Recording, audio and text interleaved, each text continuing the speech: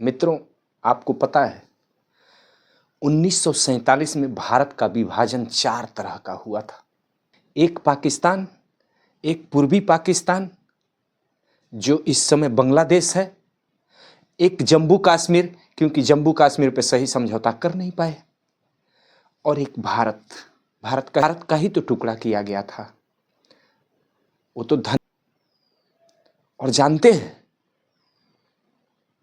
गांधी और नेहरू हिंदुओं का मुखौटा पहन के मुसलमानों का काम कर रहे थे। गांधी और नेहरू हिंदुओं का मुखौटा पहन के मुसलमानों का काम कर रहे थे।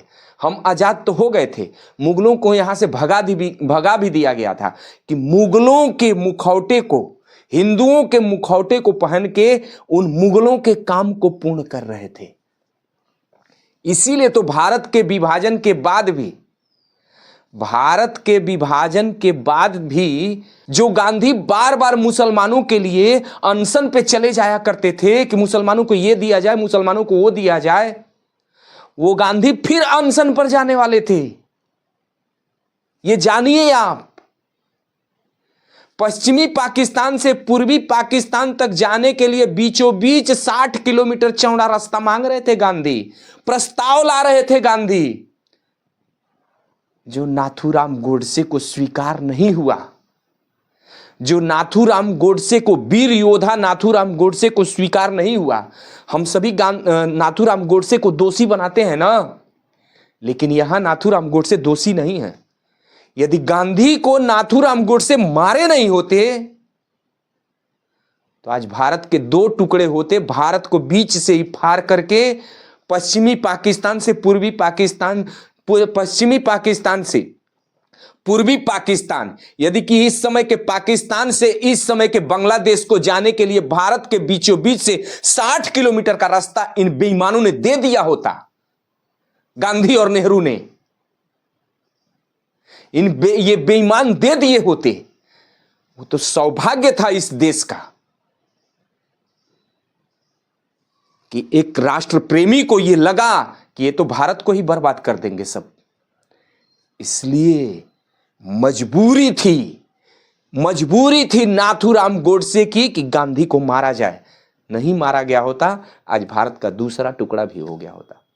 6 टुकड़े भारत के दिखते और आप रोक नहीं पाते। आज देख लीजिए स्थितियां पाकिस्तान और बांग्लादेश की, भारत की भी देख लीजिए। यदि भारत 60 किलोमीटर चौड़ा फाड़ करके और पाकिस्तान से बांग्लादेश जाने का रास्ता बन गया होता तो आप रोक पाते क्या? कोई गेट भी नहीं होता। ये बेईमान किसी तरह का गेट भी नहीं बनवाते। कहते भाई हिंदू मुस्लिम सिख ईसाई आपस में है, भाई भाई। मित्रों, मैं यही बताने आया हूं कि हिंदुओं का मुखौटा पहन के और नेहरू और गांधी ने बहुत बड़ा इस देश को नुकसान पहुंचाया, जो अब स्वीकार नहीं है और स्वीकार करना भी नहीं चाहिए। मेरे कहने से ही नहीं, आप भी विचार करिए। आप भी विचार करिए कि जो देश में चल रहा है, देश का बंटवारा धार्मिक आधार पे हुआ। एक देश मुसलमानों के लिए बन गया, एक भारतीयों के लिए बना, हिंदुओं के लिए बना। आप बताइए, यहां यदि मुसलमान रुके तो उसे भारत के संविधान के हिसाब से जीना चाहिए ना। उसे तो भारत के मठ मंदिरों को वापस कर देना चाहिए ना। उसे भारत के बहुसंख्यकों का ख्याल रखना चाहिए ना।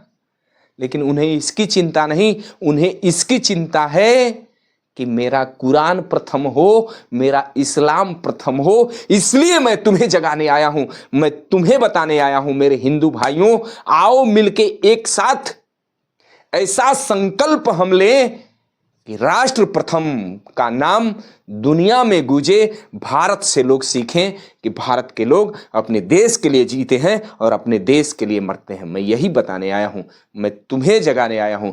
जय जय सिया राम।